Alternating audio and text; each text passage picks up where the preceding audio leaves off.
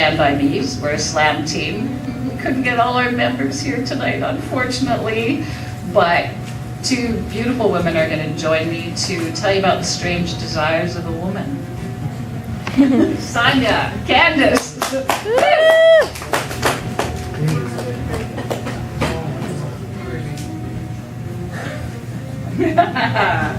Good.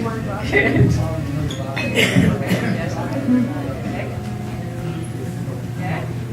All right. Here we go. Now, we've never done this before. This is the debut, so.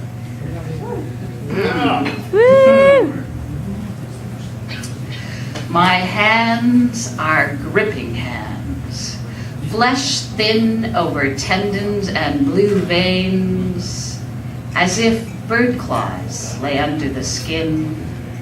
Though I haven't hoisted hay bales, picked stones from the barley, or climbed to the swaying top branch of a tree since I was a child, I have wrung out 8 years of diapers, washed 20 years of dishes, floors stained and strained, with fingers numb to write uncounted essays. My hands, knuckles and backs rough, smooth-muscled palms that grip with just enough pressure, sliding up and down along your skin. My hands, I want you to know.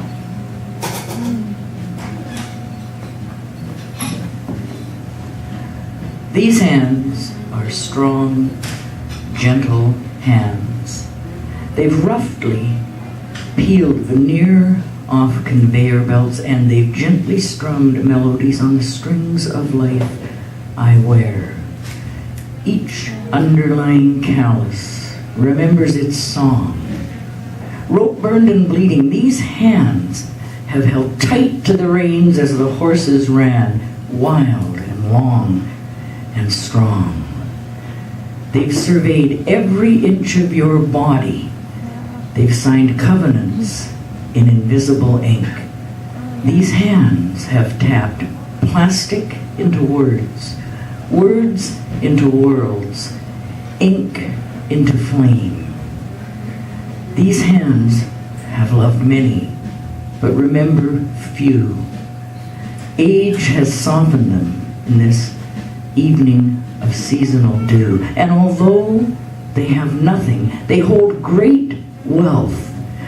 These are my hands, naked and kneading, rough, rope burned and bleeding.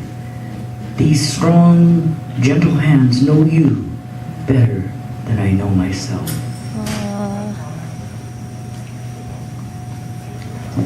These hands are not a mark of my beauty.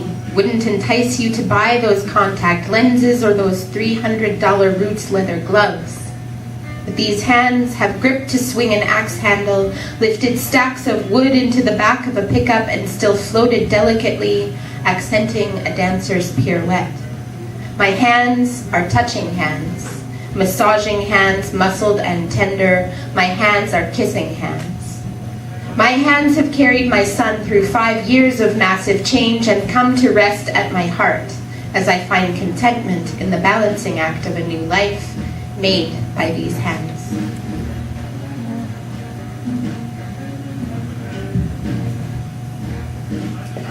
And these are my lips that have kiss pressed into the seal of passion, and certainly softly before the final turn to dreams of men and children.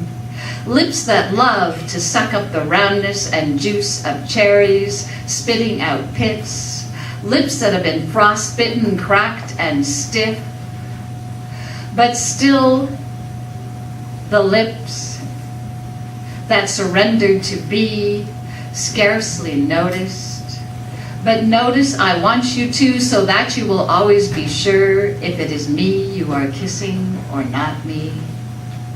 These are my cheekbones, high and strong, and soft cheeks that can be drawn taut with the business of telling children and lovers I mean what I say, but still the cheeks that once a man brushed with the camera of his hand before I turned away. And these are cheeks that have known the sloppy kiss of a leering uncle, and the difference of a father's kiss with his dentures in or out. My cheeks, none other, with one line dug down deep by the way I frown or by my lopsided smile.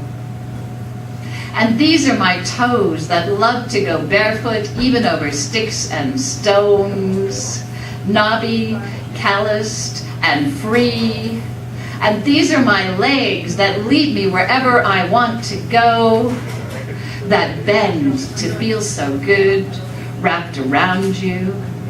I want you to look at them, precisely because they are the legs you know best next to your own.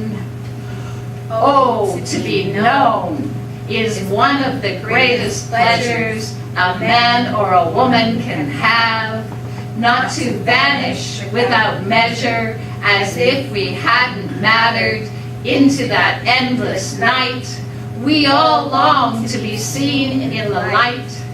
So tell me sometime when I forget, because sometimes I do forget, that it's like these hands have never been met, yet these are hands that have used every muscle, sinew, bone, and fingertip, feeling it, working to touch every light I see. So before I go, hold them, show them to me. These are my hands.